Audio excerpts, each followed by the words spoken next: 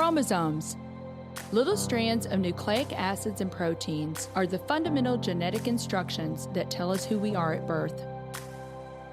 Most people are born with 46 chromosomes, but each year in the United States, about 6,000 people are born with an extra chromosome, making them a person with Down syndrome.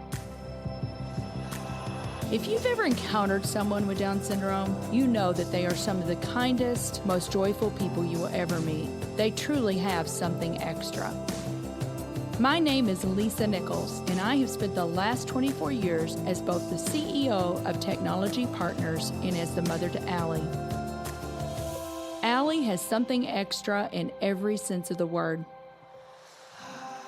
I have been blessed to be by her side as she impacts everyone she meets. Through these two important roles as CEO and mother to Allie, I have witnessed countless life lessons that have fundamentally changed the way I look at the world. While you may not have an extra chromosome, every leader has something extra that defines who you are. Join me as I explore the something extra in leaders from all walks of life and discover how that difference in each of them has made a difference in their companies, their families, their communities, and in themselves.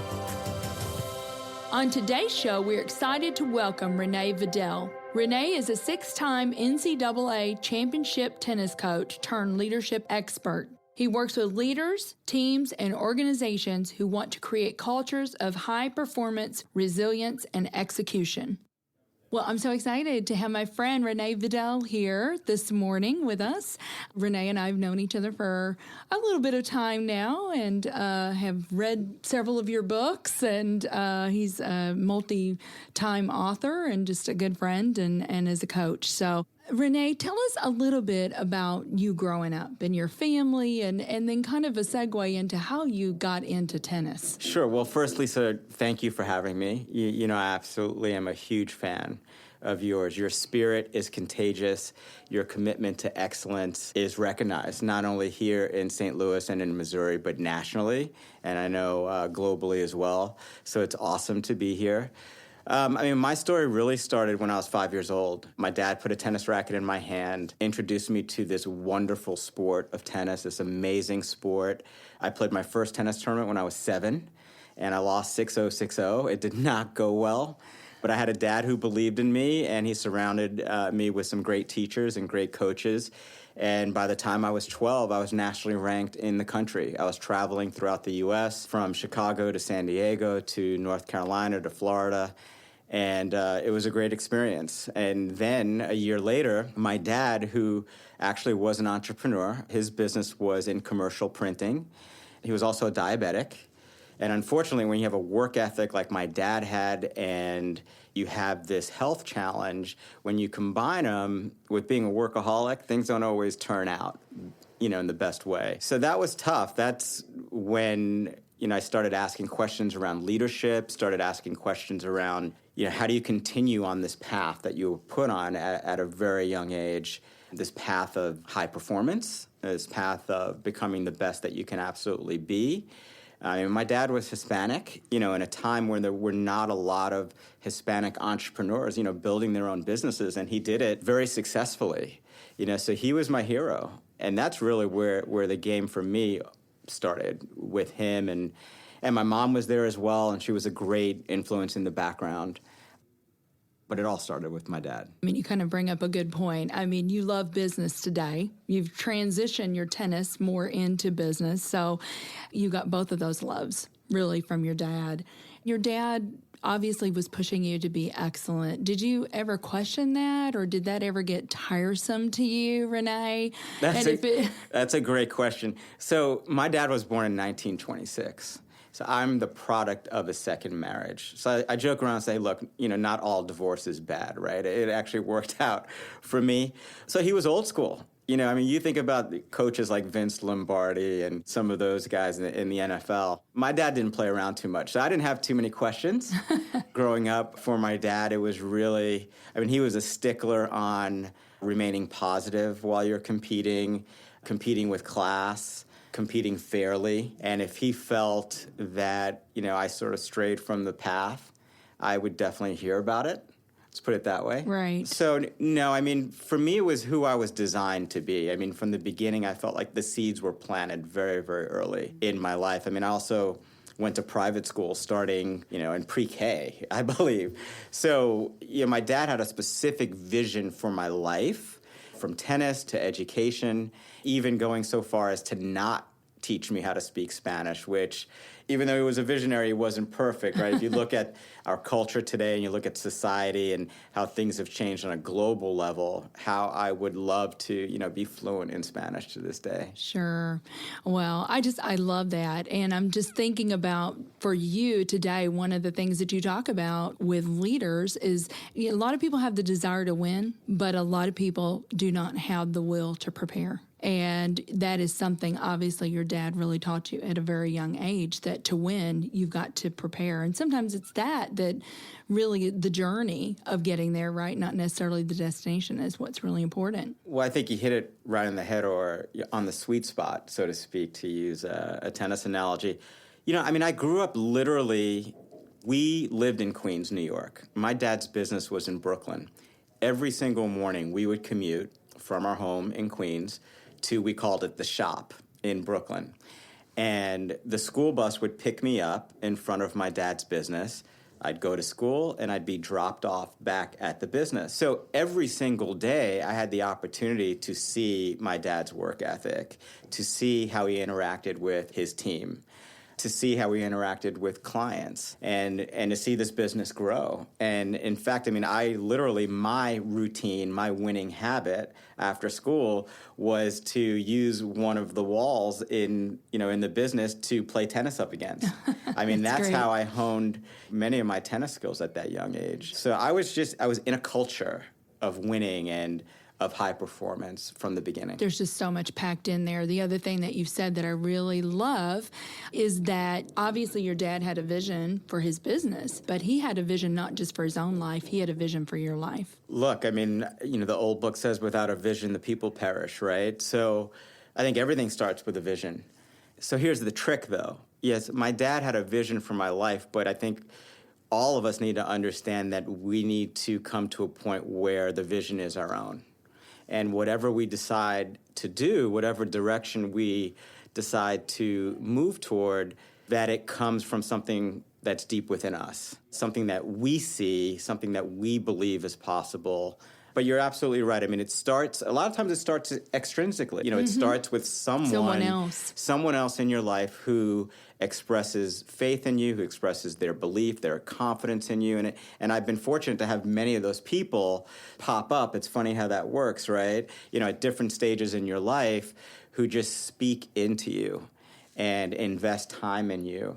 And investing what they see, and I think that's what a great coach does. That's what a great CEO does, what a great parent does, whatever role or whatever hat that you're wearing at the time, to be able to empower those around you and help them see something that they might not see fully, help them see a little bit clearer, is just a game changer. Yes. Oh, wow. We could spend a lot of time unpacking that.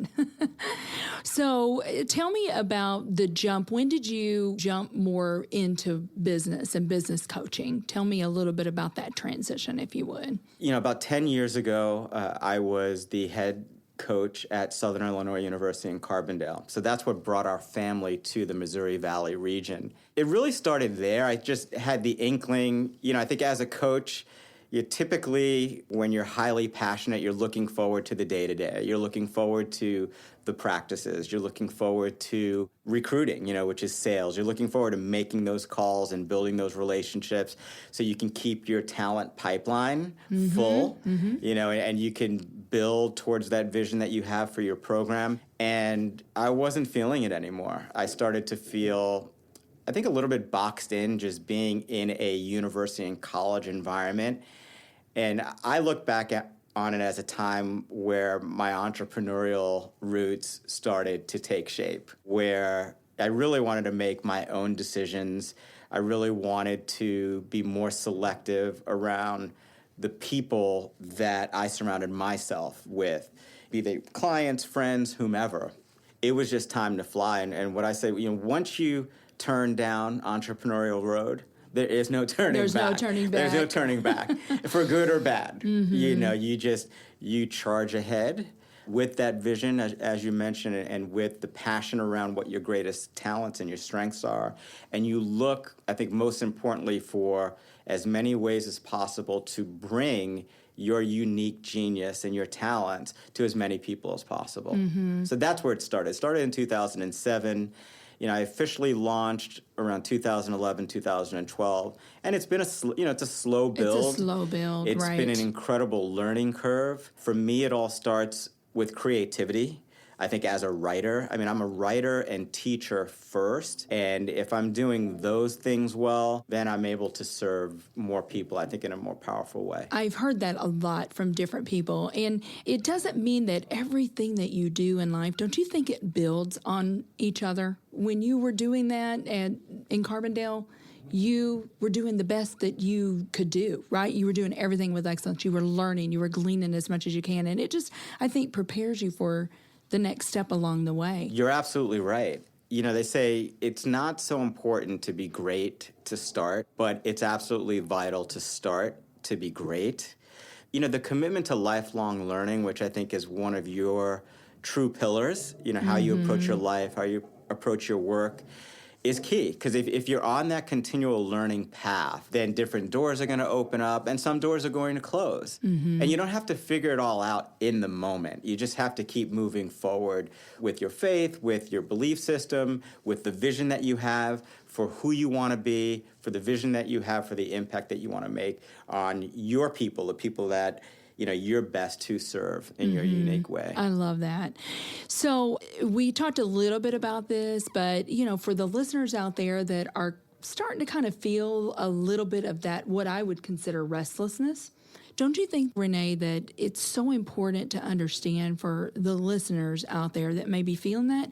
Every job that you do, so being the head women's coach in Carbondale, you learned a lot of things that you're carrying forward with you. Now, everything is almost like a stepping stone, building on one another. Don't you think, no matter what it is, whatever job that you're learning, there's things that you can glean that you can take forward with you? Absolutely. I think it begins with committing yourself to being a lifelong learner.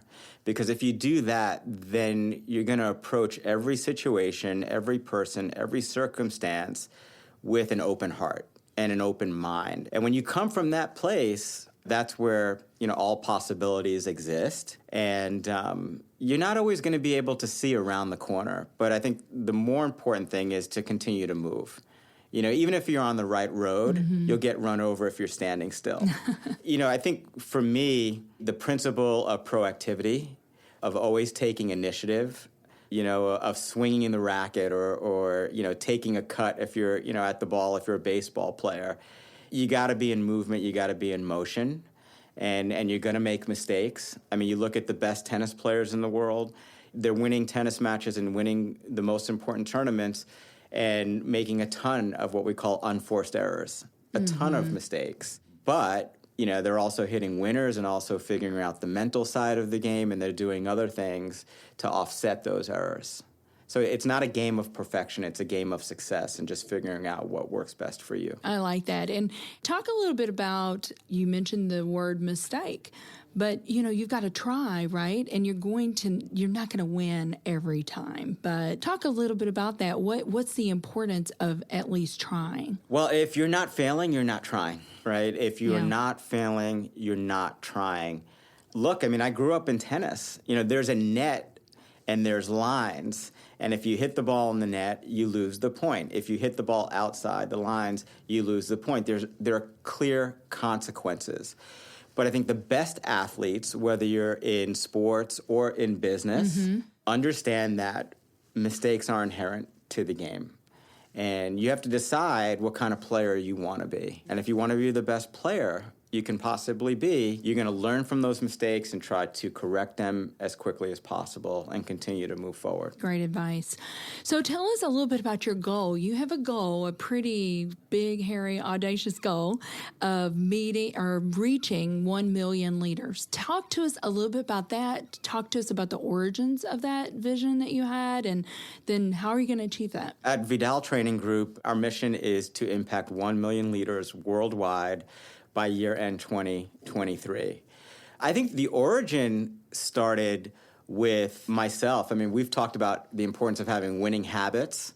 But the thing about winning habits follow whatever vision you put out in front of you. I went through a period, ironically, they say, whatever it is you want to teach, you end up having to study it pretty hard first right. and foremost. And as I was doing research, which you so kindly took part of for the new book on winning habits, from morning routines to how you interact and motivate your team, I just realized that, gosh, there were so many little things that I was doing that were not moving myself forward personally, were not serving my business and the people around me. So I needed to set something, a goal that was going to help me jump out of bed literally every single morning. A 5 to 7 year vision that was inspiring to me. It's inspiring to our company. It's not so much, your mission doesn't have to be inspiring for other people. It's yours, right? Mm-hmm. And it just resonated with me because I believe in creating value on as many different platforms as possible, impacting 1 million leaders worldwide. That doesn't just come from selling books. Mm-hmm. It doesn't come from giving seminars and speaking engagements. And it certainly doesn't come from one-on-one coaching. Right. You'll be doing one-on-one coaching for the rest of your life. Right. You're trying to impact 1 million 24 leaders. 24 hours a day. Exactly. I mean, so for me, I wanted to create a mission that was going to allow me to play in a lot of different areas where we could excel. And it's been working. It's moving along at a good pace. I want to pick up on something that you said that I think is so important. You said that what you did a self-evaluation, and you saw that there were some things that you were doing or you were participating in that were not moving the needle for where you wanted to go. So talk a little bit about that. I think it's so important to do that, right? When I started looking at my routines, for years, I've been a 5 a.m. guy where I wake up early. And we've talked about morning right. routines, and I love your morning routine. And every time I think about morning routines, I think about Lisa Nichols. But, for me, it was actually, I became overly ambitious with how many things I wanted to accomplish in the morning before the kids got up. Realistically, you can only do 2 or 3 things between 5 and 7 in the morning. Right. And I wanted to do 10 things. And I was fighting with myself to get all of these things done. And by 7 o'clock, I was actually more stressed than in a flow and really high energy state. So it started with my morning routine. I think that was number 1 for me personally. And number 2, and this is sort of embarrassing to say, but as an athlete and someone who's been committed to fitness for as long as I can remember for my entire life, I kind of let it go. I let my diet go. I put on 10 to 15 pounds about 2 years ago and just wasn't feeling good. And you feel it in your productivity. You feel it in your attitude and your self-esteem. And those were the 2 things I really needed to get control over and say, okay, what's going to work for me? And I figured it out. Make some adjustments. Make some adjustments, starting with the mission. What's going to help you jump out of bed in the morning? And then once you're up and ready to go, what is that morning going to look like for you? How can you start the day like a champion every single day so you can bring your best self to others? Great advice. We're going to take a quick break, and then we'll be back with René. Hey everyone, I want to tell you about something so cool going on right now in the Nichols household. Allie, our wonderful daughter and the inspiration for Something Extra, is competing in the Dancing with the St. Louis Stars event this January. Allie will be the Something Extra for the night, and we need your help. Please go to lisagailnichols.com/vote, watch a video of Allie's story, and get all the links to vote. Each vote is $10, and you can vote as many times as you like. All of the proceeds support the Independence Center, a community-based rehabilitation program for adults with severe and persistent mental illnesses. This is a fantastic organization, and voting for Allie is a great way to support the important work they are doing. And we want Allie to win. Pause the show, go over to lisagailnichols.com/vote, and join Team Allie. So talk to me a little bit, René. We had said sometimes you have to eliminate some things or make adjustments. And I know in your latest book, Execute to Win, one of the things that you say that is a failure sometimes, or why leaders fail to execute, is because they have so many things that they're wanting to do. The objectives, you can't have 10 different initiatives that you're wanting to do this quarter. And you're a big quarter guy, aren't you? Yes. I mean, planning for a quarter, you can have that 3 to 5, 7-year plan, but I like that because we're the same way at Technology Partners. We plan in 12-week increments. What are we going to get done this quarter? What are we going to get done this month? What are we committing to as our top 10s? So talk to me a little bit about that, because obviously you have interviewed some leaders and you've seen, like, if they've got too many things, it's better to have fewer things, right, and execute on those well. So I have two stories there. The first is Don Shula and the second is tennis. And I mention it in that order so you don't let me forget, right? Okay. So, when Don Shula was hired to coach the Miami Dolphins back in the late 60s, they had a press conference in Miami, and the media asked him, they said, "Hey, coach, what's your 3 to 5 year plan?" And he said, "You know what? I don't have a 3 to 5 year plan. My plan is day to day." And that's always stuck with me. Now, understand that Shula had a vision, and he had a vision of perfection. And he said, if you don't strive for perfection, you can never reach excellence. So this isn't about not having a vision, but it was much more, his response to the media was, what's going to make the difference is how we execute on a day-to-day basis, what our practices look like. Because in the NFL, and the 2018 season has just started, guess what? Every team has the same goal, which is to qualify for the playoffs, qualify for the Super Bowl, and walk home with the Lombardi Trophy. So the vision doesn't make these teams different. What makes the teams different is what they achieve on a day-to-day basis and the way they achieve those goals. The second story, it's simply, if we're working together in a tennis coaching relationship, how would you feel as the student if you come out at the beginning of a lesson and we've got 30 minutes to work together, and the coach says, "Hey, we're actually going to work on 6 different things today.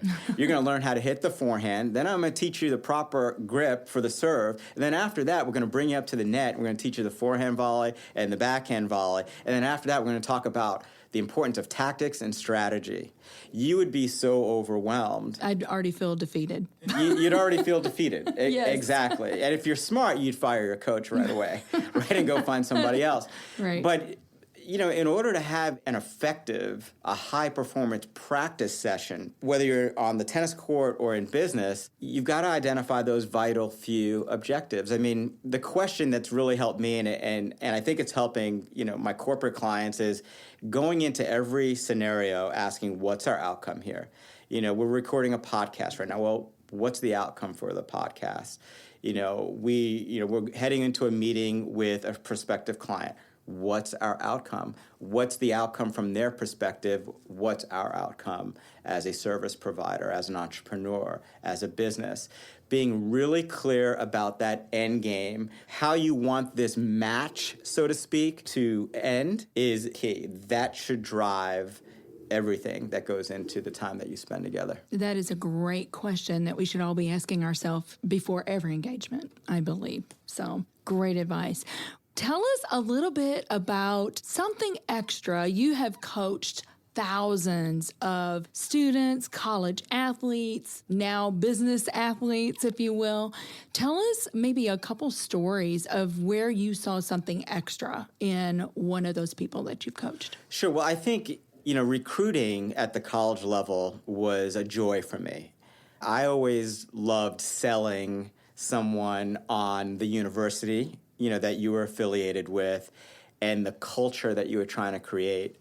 As a recruiter, you travel around the country to these junior tennis events, trying to find the right fit, so to speak, right? Trying to, see who you want to hire and bring on your team.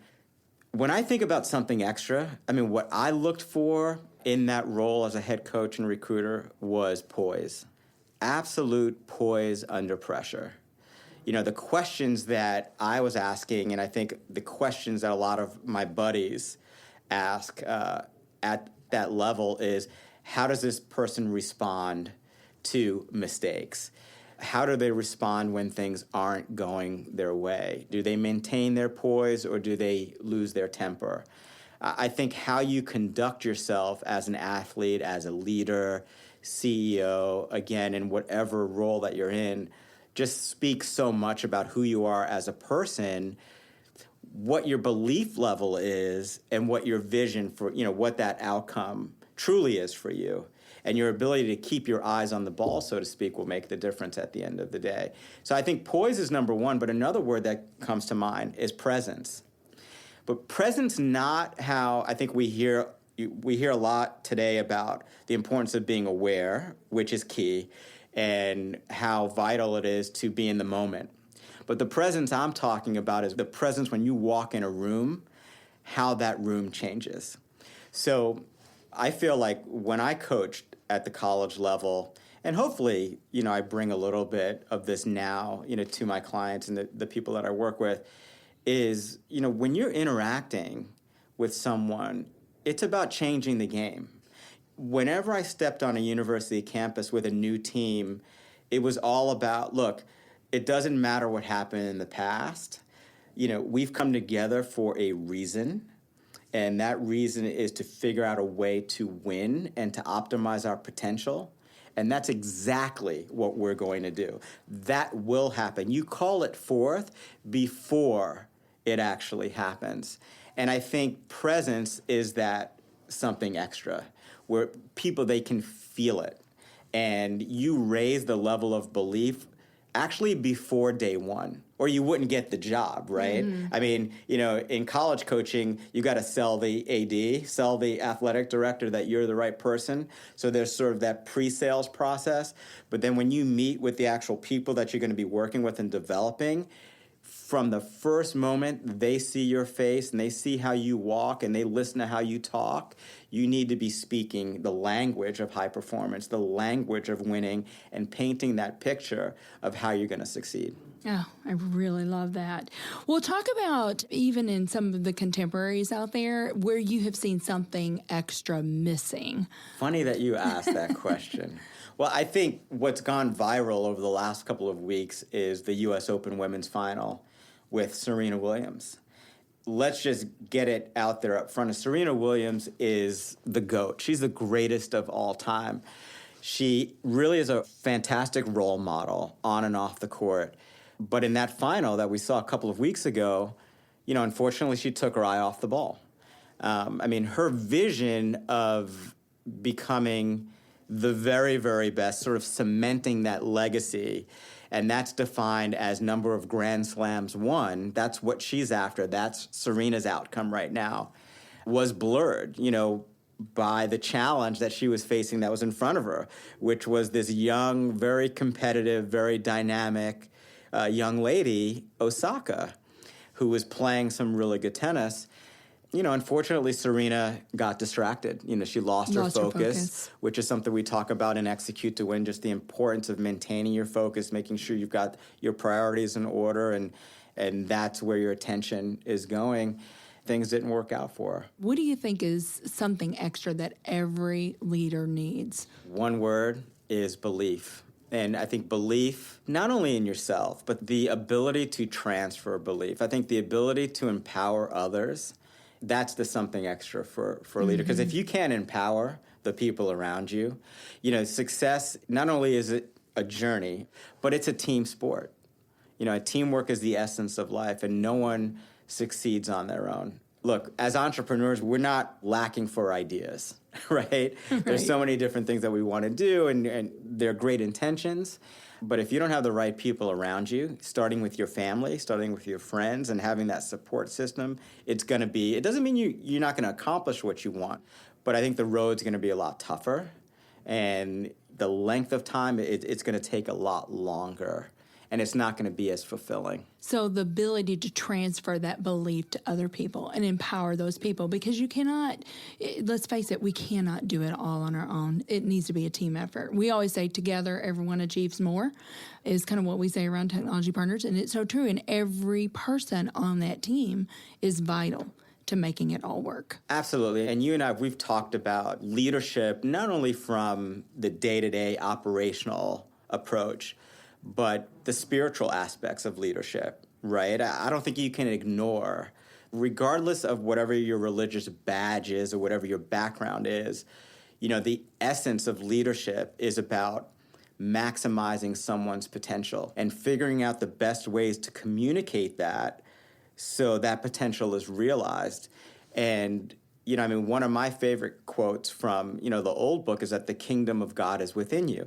Now, as a leader, you can interpret that in any which way that you want, right? I tend to believe that that's true, but it doesn't end there. My goal as a leader, my responsibility as a leader is to recognize that truth in others. Other people. And to honor that truth in others and to help other people realize the potential that they have within them. And then if I'm doing my job well, I'm helping them to unlock that potential. Right. I think that's a great definition of success, don't you? Absolutely. I think that's how you improve the world. That's how you impact, whether it's 1 million, 2 million, 3 million leaders, around the world. You do it just like you play tennis, 1 point at a time, one person at a time, being with the person that's in front of you. Everybody should leave an interaction with you with a little bit of higher confidence than what they came in with. And I think if you can do that as a leader, then you're really doing a great job. That's your sweet spot. That's the sweet that you're spot. Aiming for. That's the name of the next book, right? Yes. The sweet spot. Is there anything that you're excited about? You did just launch your newest book, Execute to Win. I would highly recommend everyone go out and get a copy of it. It's great.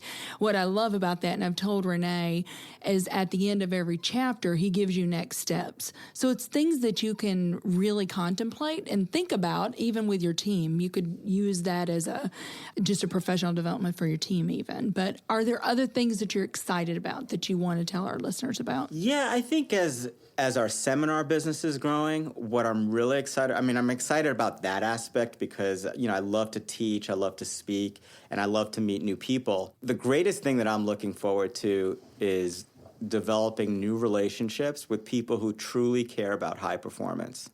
I've always said, even when I was in tennis full time and working with some of the top athletes in the country, my passion is working with individuals and teams and companies that truly care about high performance. Whatever that looks like for you, whatever that looks like for them, I'm excited about that. I really believe that there's so many good people out there that want to maximize their potential and make an impact in the world. And you start with leadership development. Self-leadership precedes team leadership. So if you're not developing yourself, you're not going to be able to give as much to others. But I think for me, it's just all the people that are out there that I'll have the opportunity to meet, whether it's through the book or through my speaking engagements. That's what I'm most excited about. Well, they need to meet you because they will be better because of it. Well, thank you.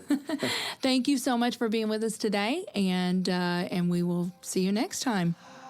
Our show today is executive produced by Brian Muncie. Our technical producer is Daniel Williams. Something Extra with Lisa Nichols is a Technology Partners production. Copyright Technology Partners, Inc., 2018. For show notes or to reach out to Lisa, visit lisagailnichols.com/somethingextra. Don't forget to leave a review on Apple Podcasts, Google Podcasts, or wherever you listen.